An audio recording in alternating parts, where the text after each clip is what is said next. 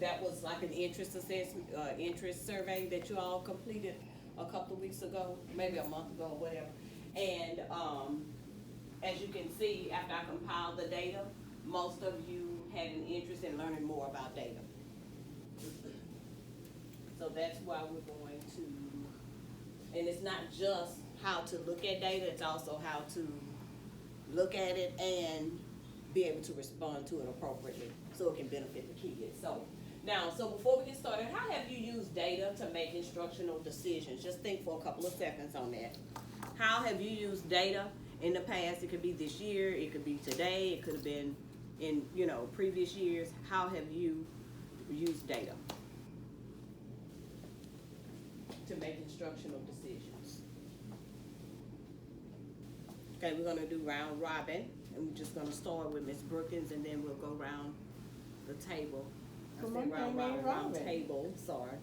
And you can just share out with them how you've used data with your team. When I look at looking at some of the exit tickets for stuff that I felt was kind of difficult for them, Okay. to know whether to come in before I went on to the next thing, to do some more additional stuff with them on that topic, or whether to move on with the Okay. next one. All right, so to guide for remediation purposes, Ms. Anderson.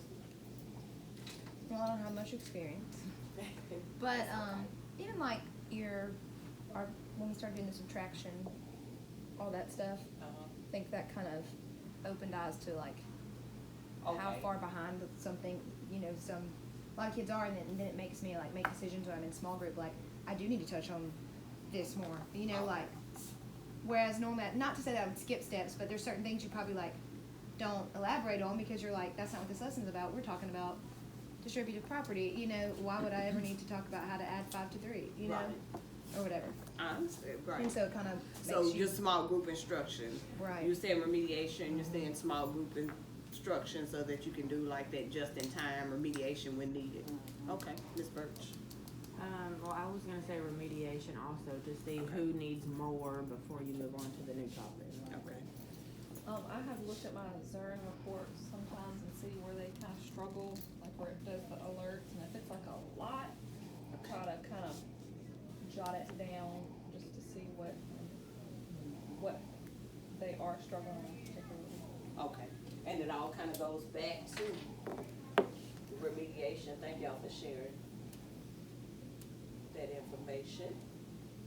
All right, because we should use data. Everything that we do, we have to have something to look at to kind of help us know where we need to start, where we need to end, where we need to go back and remediate the kids on, you know, and things of that nature. And data is the best way to do it, so you can really be making sure you're covering the right thing. So what is data-driven instruction? Data-driven instruction is, Yeah, it is super. all right. Data-driven instruction is an educational approach that relies on information to inform teaching and learning. That's basically all it is. An educational approach that relies on information. Where do we get that information from? Some of y'all just mentioned it. Ms. Brookins mentioned exit tickets. Ms. Lord have mercy, I had a brain fog. Miss Anderson, I'm sorry. Miss Anderson mentioned just some of basic little small assessments like what we've been using to guide our SOAR and remediation instruction. Miss Hale mentioned Zern reports, things of that nature. So it's a lot of different places that we can get that data from.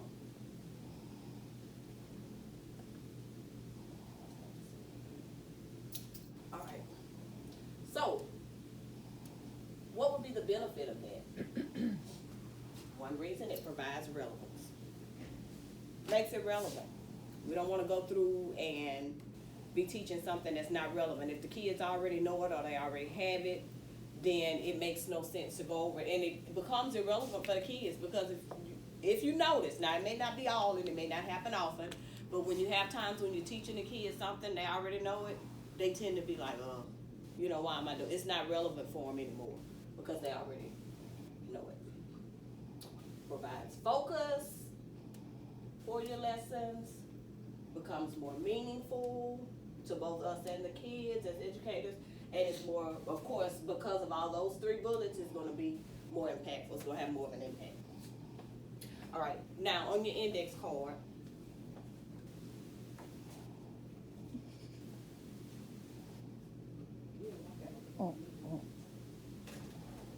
that I didn't have out.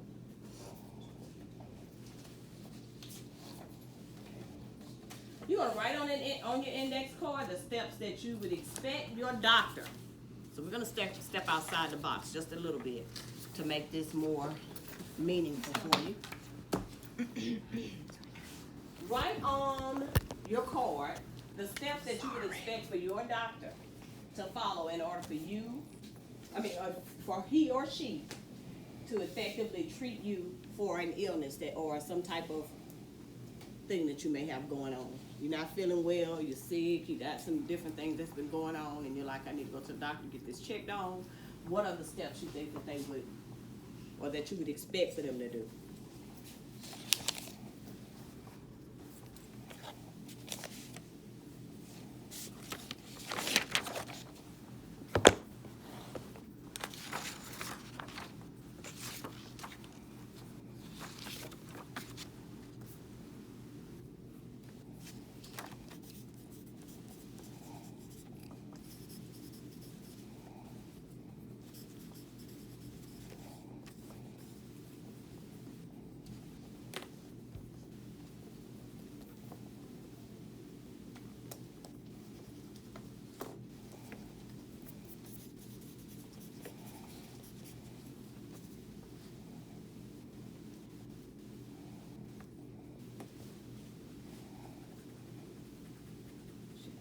Big words. Triage.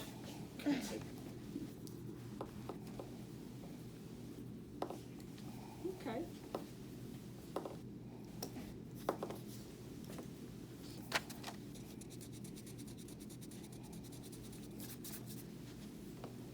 Okay, and I'm gonna let you all decide who's gonna share first. You can add to your card if somebody mentioned something that you didn't think of that you want to add, and you can decide who is gonna start first. Just jump on in. I'll go first. Okay, dokie. I'd say triage, and that's where you go in and they look at you and touch you if they need to, and do all your oral examinations and stuff like that just by listening and talking to you. Okay. Oh, am I supposed to tell all the steps? I said, ask symptoms, find out when it started, diagnose, and then create treatment plan. Well, I can give all, I would just gave the first one. Ask your symptoms and just check you out. Run tests if needed, diagnose and prescribe medicine or give you a shot. Just treat whatever. Mm-hmm. Okay. Okay. I said to ask me questions, check my symptoms, check my vitals, run diagnostics, give me some lab tests, and diagnosis and treatment. Okay. What did we hear over and over? Next question. Treatment. Treatment. Diagnosis. Treatment and what? Diagnosis. Diagnosis. That came before the treatment, didn't it? That's the same way we have to. What time can Martin come and give us our roster? Tell her, give me about 20 minutes. She said about 20 minutes. Okay. All right, so the word that I kept hearing over and over is diagnose and then what? Treatment. But there was a number of things that you had listed prior to getting to the diagnosis and the treatment. So you don't expect for that doctor to just walk in and then just right off the top of their head just randomly give you some medicine and diagnose you with something without going through a series of things so that he or she can collect some data to find out what's going on, correct? Whether that be asking you what your symptoms are, doing the triage, like Miss Brookins said, that big fancy medical word, and things of that nature. It's a number of things they do before they get to that point. It's the same way with our students. That's how it should be. You don't want to just walk in the room. You know, the chances are if a doctor comes in the room that you have and they do that, just randomly give you something, is it really going to benefit? You need to go see another doctor. Right. Because they're really just grasping. They're grasping and they don't know if they're going to be effectively treating what you really have going on with your body or not, if they're just making things up, you know, and going off of something small. They have to do some extensive testing. It's the same thing with our kids, y'all. We have to learn how to make sure that we're doing the same thing prior to planning to teach. All right? So there's 3 main steps that you take when we're going to provide data-driven instruction. First thing is data collection. Data collection is the first thing. So you have to have somewhere to get the data from. And again, depending on what we're looking at and what needs you're trying to address, that data will come from different places. Data analysis. So once you collect that data, you need to sit down and take some time to analyze it.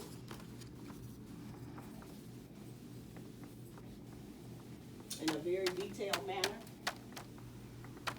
And then lastly, come up with an action plan to address the needs that you identify from that data.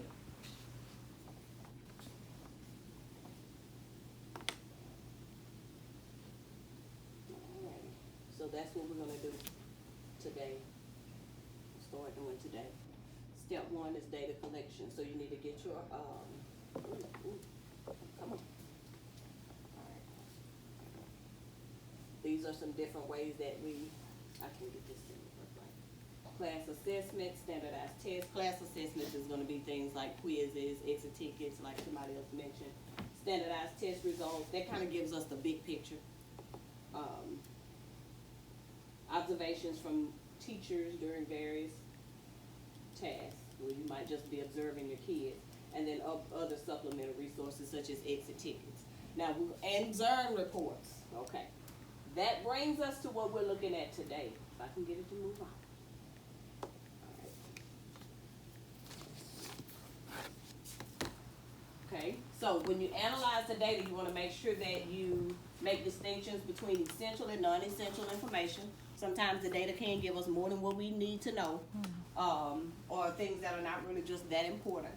And also, you're going to look for patterns so that you can determine reasons behind whatever the issue may be, and draw conclusions. Your conclusions is going to come, that's what you're going to use to, you're going to use that knowledge to create an intervention plan for your kids when needed. The third step is an action plan. You want to always start off and celebrate success to some capacity, no matter what it is. Make sure you reteach if necessary, remediate